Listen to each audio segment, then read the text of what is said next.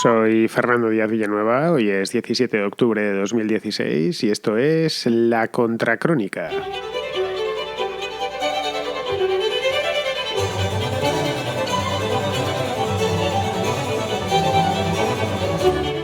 ...300 días, han pasado ya 300 días, 302 exactamente, los 300 días fueron el pasado día 15, desde que el gobierno de Mariano Rajoy pasó a estar en funciones. 300 días, es decir, pues más de 40 semanas, 10 meses, no propiamente sin gobierno, como suele decirse, estamos sin gobierno y tal, pero sí de gobierno temporal, con algunas de sus facultades retiradas y pendiente del hilo de los pactos en contra. No tanto ya los últimos 3 o 4 meses, pero sí por lo menos hasta finales del mes de junio andábamos todos que no sabíamos hacia qué lado se iba a ir el país.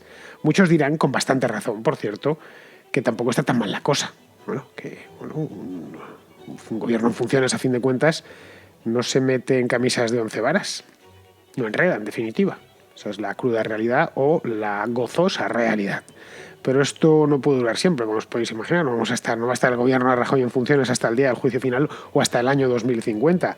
Y de hecho no durará siempre. A finales de este mes, si todo sale como debería de salir o como han pensado que salga los que piensan estas cosas, que no somos ni vosotros ni yo, pues deberíamos salir del interín, de este interín tan anormal que ha sido, hasta la fecha por lo menos, el más largo de la historia de España.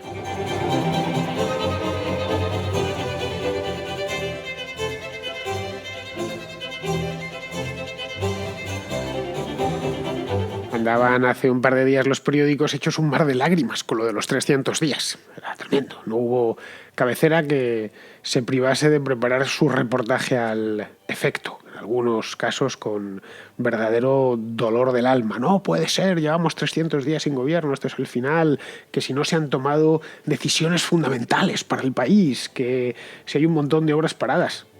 Evidentemente eso a algunos les preocupa mucho, pero es todo gasto, claro, sí, efectivamente el gasto o los grandes gastos por lo menos han quedado parados, no los pequeños gastos, que en eso se ha seguido gastando a manos llenas y de hecho, a pesar de no tener gobierno, entre comillas, quiero decir, es decir, de estar el gobierno en funciones, este año va a incurrir en déficit, es decir, va a gastar más de lo que va a ingresar, así que eso de que hay cosas paradas, en fin, no será el gasto ordinario del Estado.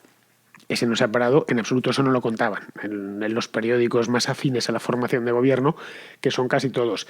Que si no se pueden pasar los presupuestos, lo cual es cierto, eso es una de las facultades que el gobierno en funciones tiene, digamos, retiradas, son unas cuantas, no muchas, la verdad, pero una de ellas es esa, no puede pasar los presupuestos. Podría en todo caso prorrogar los actuales, que es a lo que se vería abocado Mariano Rajoy, de prolongarse la situación, que podría todavía. Que cabe la posibilidad de que el PSOE se abstenga y vayamos de cabeza a terceras elecciones y entonces no van a ser 300 días, van a ser 350 o unos cuantos más, o 400, yo qué sé, bueno, hasta que lleguemos al récord mundial que lo ostenta Bélgica. En Bélgica fueron 500 y pico, no sé, 540, una cosa así, una barbaridad. Pues hasta que lleguemos ahí todavía nos queda y podríamos llegar e incluso sobrepasarlo. Estaríamos hablando ya de meternos pues en año y medio de gobierno en funciones, una cosa así. El bloqueo que hubo en Bélgica hace unos años fue más perfecto que el nuestro, de ahí que no hubo manera, tuvo que intervenir el rey, fue tremebundo aquello. A mí, de hecho, me parecía imposible que una cosa así pasase en España. Ya se pondrán de acuerdo seguro antes, estarán al final una mano tapa la otra, pues no. Hemos llegado no a lo mismo, pero sí a una cosa parecida. Pues bien, de esto se quejaban también, que no podíamos ser ya el tercero o el cuarto país del mundo con el gobierno en funciones más longevo, que debemos estar por ahí, no sé si el tercero o el cuarto, creo que lo leí el otro día, Bélgica, Camboya, tal, que habíamos superado a Irak, y eso pues claro, no podía ser. Bueno, decían también que si los diputados están tocando la armónica, lo cual es más cierto aún, los diputados llevan tocando la armónica 2 legislaturas seguidas, la que empezó en diciembre del año pasado y la que empezó en junio de este. Es decir, ser diputado en estas 2 últimas legislaturas ha sido es una bicoca siempre, pero en estas 2 últimas se puede decir que es una bicoca prácticamente absoluta, porque no tienes ni siquiera que ir, tienes que ir a trabajar, es decir, un diputado nunca tiene que ir a trabajar. Puede perfectamente, sobre todo si su partido tiene la mayoría absoluta y el jefe de su grupo se lo permite, puede dejar el escaño vacío siempre que le venga en gana, es decir, que no tienen que fichar en una palabra, tampoco se le va a hacer fichar a los diputados. Pero bueno, es un trabajo cómodo, bien pagado, razonablemente entretenido. El Congreso se politiquea, hay cosas por el estilo, tienen un buen despacho todos los diputados. Mucha gente de fuera de Madrid cuando viene te pregunta, oye, ¿qué es ese edificio que hay al lado por la carrera de San Jerónimo? Según miras a la izquierda, un edificio gigantesco, pues ahí está el despacho de sus señorías. ¿Cómo? Pues tiene despacho, claro, sí. No secretaria, eso sí, bueno, tendrán secretaria algunos, pero no todos, pues tienen despacho y un buen despacho. Puedo decir que he estado en alguno de ellos y lo he visto con mis propios ojos y la verdad es que es cuando eso de vives como un cura pierde todo su sentido. Debería decirse vives como un diputado, por lo menos en España. Y me consta que en otros países incluso viven mejor que aquí. Los padres de la patria son bastante más que padres de la patria. Bueno, pues estos se quejaban también los periódicos, bueno, y se queja la gente en general, de que, claro, es que ¿por qué han estado cobrando todos estos meses y han sido incapaces de ponerse de acuerdo para nombrar un gobierno? Os aseguro que si el día 27 de diciembre no se les paga y se les dice hasta que no os pongáis de acuerdo en buscar un presidente de gobierno y pasar la investidura, hasta ese día no cobráis.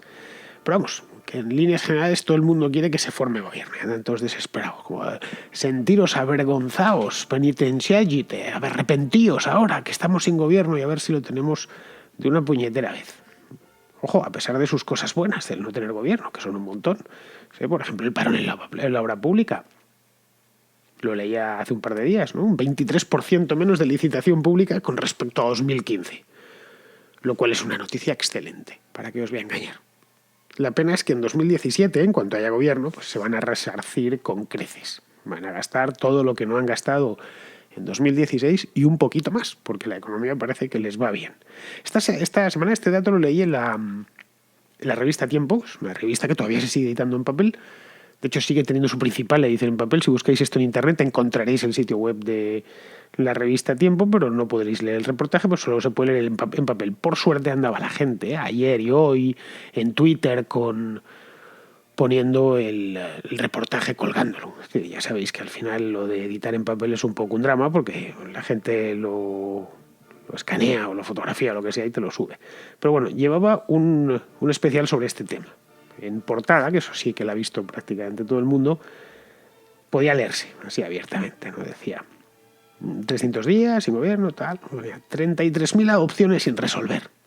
Lo que yo me pregunté, nada más leerlo, dije, pero bueno, para eso hace falta el gobierno, eso no lo puede hacer, qué sé yo, la burocracia normal y corriente, resolver la adopción de un niño. Es que las aprueba personalmente Soraya de su puño y letra muy bien. Pepito Pérez Gómez, que se va a ir con fulano y con fulana. Ya está, pim pam, y le pone el sello. Eso pasa por la presidencia del gobierno. No, hombre, estas cosas no tienen mucho sentido. Que tenga que estar el gobierno constituido es un asunto, digamos, no voy a decir menor, porque una adopción de un niño nunca es un asunto menor, pero si la justicia no se para, ¿por qué se tiene que parar esto?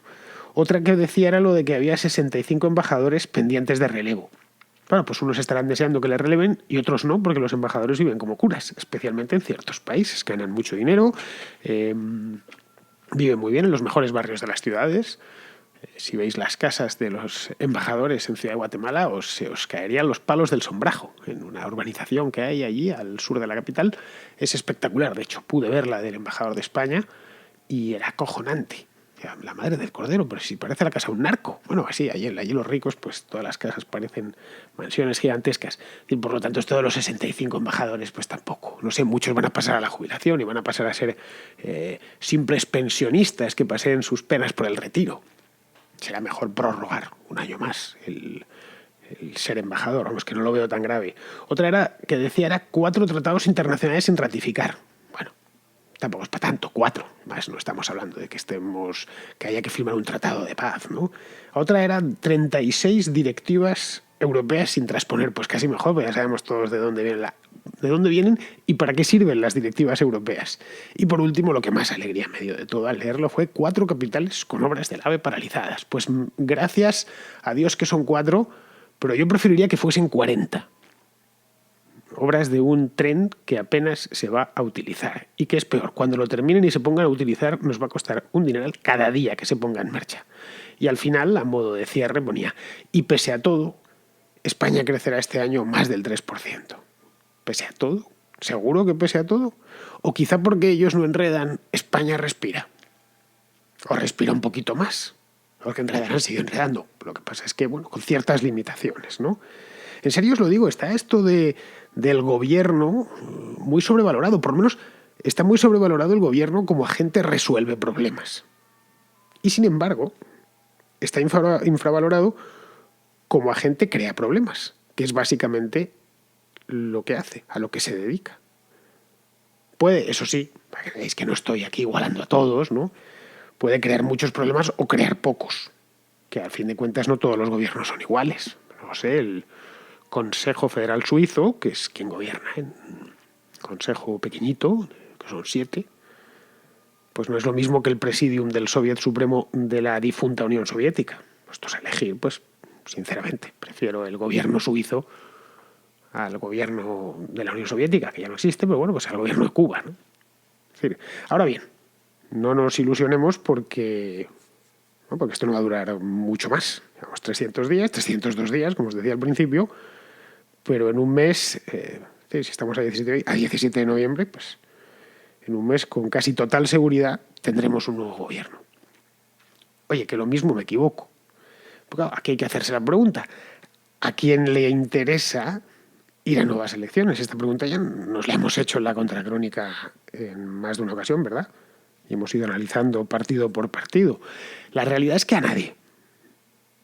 Y si lo peor de todo es que si fuésemos a nuevas elecciones, que es una posibilidad que todavía existe, no lo olvidemos, nos encontraríamos con un panorama muy parecido al actual. No voy a decir idéntico, pero bastante parecido.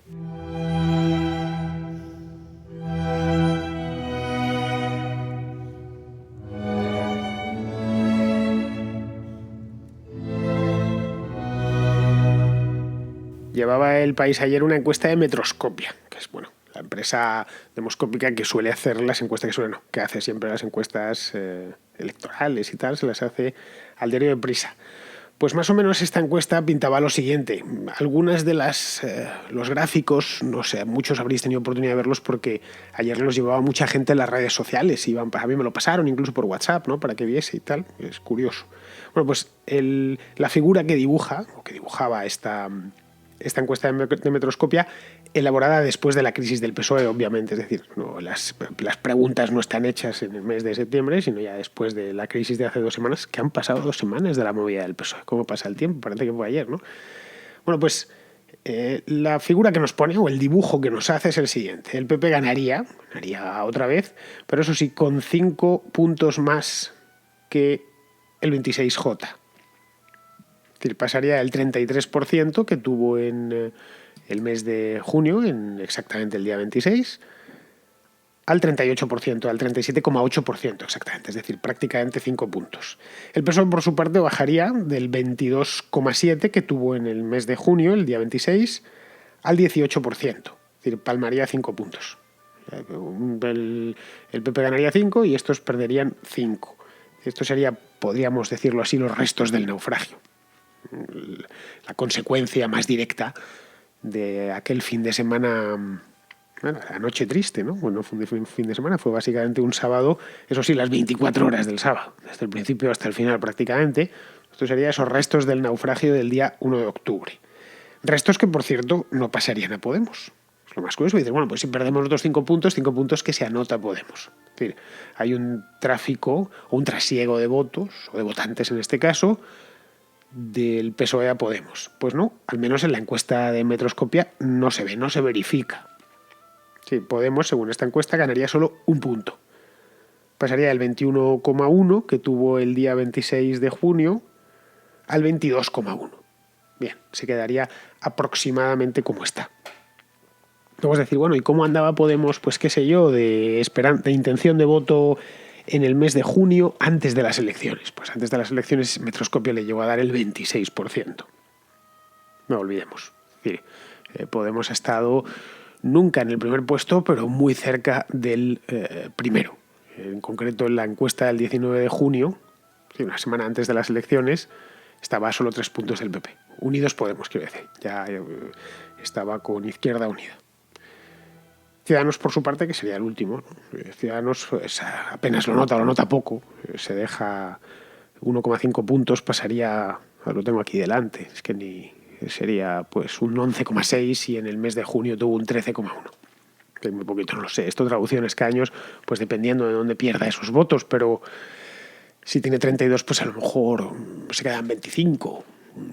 20, 25, quizá con suerte 30, si consiguiese arañar algunos restos por ahí. Pero bueno, más o menos como está. No sería especialmente decisivo. Sería interesante ver esto convertido en escaños. Pero bueno, de cualquier manera. El Partido Popular con 37,8% seguiría estando lejos de sus cifras históricas, por lo menos de las cifras que tenía en 2011. Pero bueno, esto nos viene a decir, esta encuesta del País de ayer, nos viene a decir un par de cosas importantes. Podemos sacarle mucho más punta, ya sabéis que las encuestas son como el cerdo, que todo vale, que se come uno hasta las pezuñas, pero en este caso hay dos lecciones que se extraen directamente, dos hechos más que lecciones. Una es que el PP sigue recuperando voto de la gran abstención del 20 de diciembre. El 20 de diciembre el Partido Popular tuvo un porcentaje de voto emitido, ojo, del 28,7. Estamos hablando de casi 10 puntos menos que la estimación de voto de ahora, que nos dio ayer el País. Está recuperando votos y no todo se lo está quitando a Ciudadanos. De una parte, efectivamente, hay algo de trasiego de Ciudadanos al PP, pero Ciudadanos, como vemos, pierde solo 1,5 puntos. En cambio, el PP gana 5. Por lo tanto, hay ahí un montón de gente, fin de cuentas, detrás de una encuesta no hay más que gente respondiendo, que parece que no votaba a nadie, que se quedó en la abstención y que va a volver a votar al PP en el caso de que haya elecciones. Eso es lo primero que nos dice. Y lo segundo, que Podemos no capitaliza el derrumbe en intención de voto del PSOE. Es decir, si lo que os comentaba hace un momentín, ¿no? Que si el PSOE pierde 5 puntos, pues los suyos que hubieran pasado, si no los 5, si 4,5, hubieran pasado directamente a Podemos, que da el sorpaso, pero da el sorpasito. Bueno, que sería un sorpaso en condiciones. Estaríamos hablando de 4 puntos de diferencia entre uno y otro, pero se quedaría todavía muy abajo. Es decir, muy por debajo de sus mejores expectativas de voto del mes de junio. Y solo 1 punto por encima de los datos que tuvo el 26J. Y un dato más importante. El PSOE el 26 de junio tuvo un 22,7, que estamos hablando de un mínimo histórico y tal. Bueno, mínimo no, el mínimo histórico fue en diciembre, pero vamos, por el estilo, un 22%.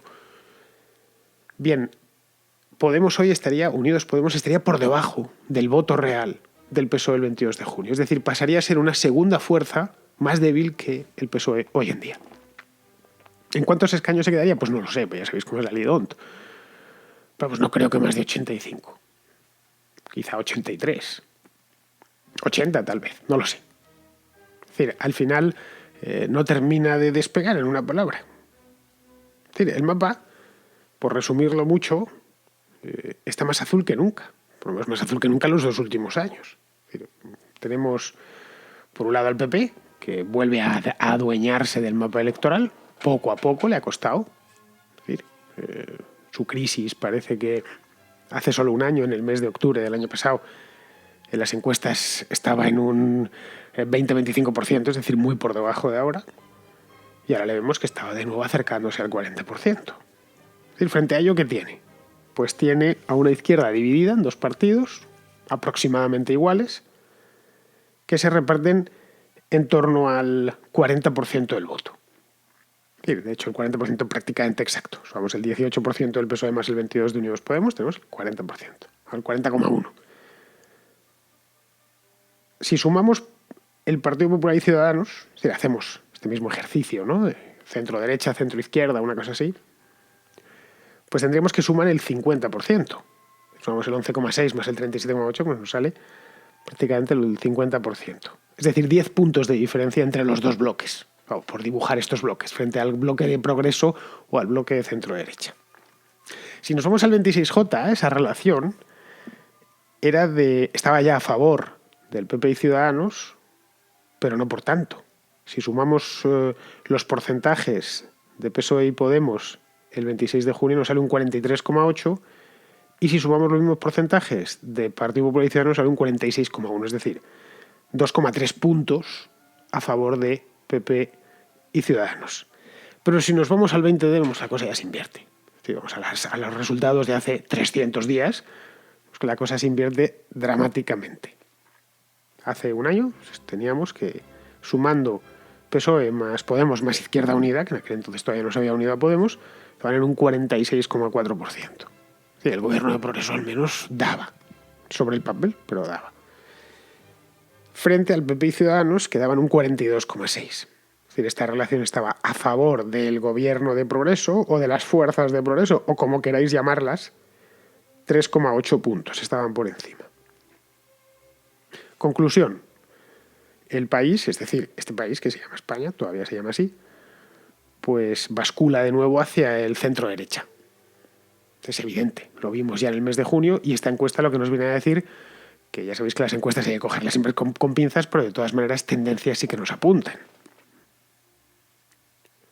Pues habría que concluir eso, que poco a poco, bien, la izquierda va perdiendo movilización, va perdiendo afectos y en cambio la derecha los va recuperando. Esencialmente los que se habían quedado en su casa.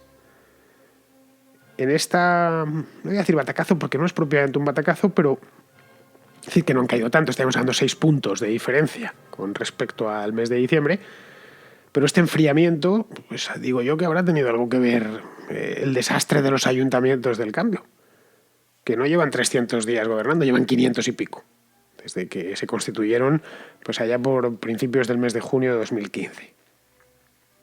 Habrá tenido que ver también las querellas internas dentro de los partidos de izquierda y la torpeza de sus líderes, que ha sido en algunos casos una torpeza oceánica. Y el hecho, y esto yo creo que es fundamental, de que la mala leche general que había en España a la cosa de 2 años, año y medio, es decir, 2014 a 2015, especialmente 2014, pues ha ido remitiendo poco a poco, con la mejora, aunque sea relativa, de la situación económica. Vamos, yo creo que las razones son muchas y ya habrá contracrónicas para glosarlas una a una y para tratarlas. Entre tanto, quedémonos con este dato. Pronto habrá nuevo gobierno de Rajoy y lo mejor de todo, o lo peor, según se mire, a casi nadie le molestará.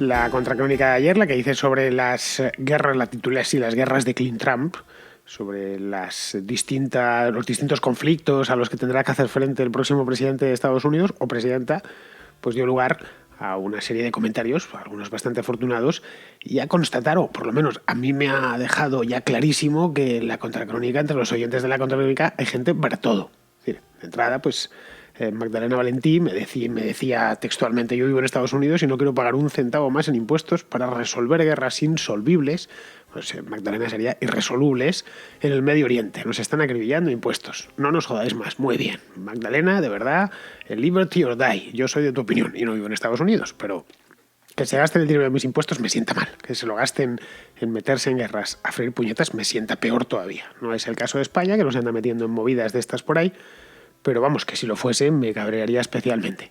Bueno, pues eso es lo que cuenta Magdalena Valentí. Pero por el otro lado, otro de los oyentes, Agustín López, me dice lo contrario, que él vive en Rusia. Hay un montón de oyentes de este programa que viven por el extranjero. Y este me dice: vivo en Rusia y ya quisieran vivir los españoles como vivimos aquí. Bien, lo que significa que debes vivir bastante bien en Rusia. Te respeto como analista económico, pero del tema Rusia no tienes ni idea. Entre Estados Unidos y Rusia te quedas con Estados Unidos. ¿Por qué? ¿Conoces Rusia? ¿Has hecho negocios aquí? Pues sí, he estado en Rusia. No muchas veces, pero las suficientes. Eso sí, hace ya muchos años. Y Rusia me parece un país muy bonito y demás, pero si me das a elegir entre los Estados Unidos y Rusia, pues me quedo con los Estados Unidos, por 1000 razones. Culturalmente son más afines a mi cultura, que es la española. Es un país más libre, es un país más creativo, es un país más innovador, es un país menos autoritario en todos los aspectos. Es decir, en fin, ¿qué quieres que te diga? Sin ninguna demérito para Rusia, que tiene cosas estupendas, y los rusos, pero yo prefiero Estados Unidos, Agustín, sinceramente. No, dicho sea, no hace falta hacer negocio. Decirme, pues es que yo he hecho negocios en Birmania, es un país bestial. Ya, que tú hayas hecho grandes negocios o pingües negocios no significa que sea el mejor país del mundo. Estados Unidos tiene muchos defectos, pero es un gran país. No es casualidad que sea el líder mundial y que sea la primera potencia. Tiene cosas extraordinarias y además a todos nos interesa lo que pasa allí, no es casual. Es decir, que yo que estoy ahora mismo, ¿cuánto? A 6-7 mil kilómetros de Estados Unidos, todas las semanas haga alguna contracrónica sobre aquel país, significa que importa y que vosotros la escuchéis. Pero bueno, hay alguna cosilla más. Por ejemplo, me comenta, en este caso un anónimo, que cuando dije que los Estados Unidos son intervencionistas o que salieron del aislamiento después de la Primera Guerra Mundial, que no es exactamente cierto, que no hay más que recordar la guerra de Cuba, en Filipinas y tal y cual. Y es cierto, lo que pasa es que aquello le pillaba en su, ya lo dije, creo haberlo remarcado, y si no lo remarqué ayer, pues lo remarco hoy. Dije que los Estados Unidos hasta la Primera Guerra Mundial exclusivamente se ocupan de su patio de atrás, que era básicamente el Caribe, Centroamérica y poco más. Y Cuba la tienen delante o enfrente o debajo, pero muy cerquita, a poco más de 100 kilómetros. Entonces, y lo mismo con Centroamérica. No se metían en cuestiones europeas, ni muchísimo menos asiáticas, ni nada por el estilo. El Estados Unidos consideraba, o los estadounidenses, hasta la Primera Guerra Mundial, que no se les había perdido nada más allá de su inmediatez más cercana. Esencialmente, pues, el hemisferio occidental y el Caribe y cosas por el estilo. Muy bien, queridos amigos, pues me gusta que se den estos debates en los comentarios de los podcasts, porque significa que no solo es que se escuchan, sino que se aprovecha o que aprovecháis la escucha y muchas veces os ponéis a discutir, especialmente los que viene Faso. En esos son los que más discutís. Que influirá, digo yo, que hay dos voces y que bueno, que invita a que haya una tercera.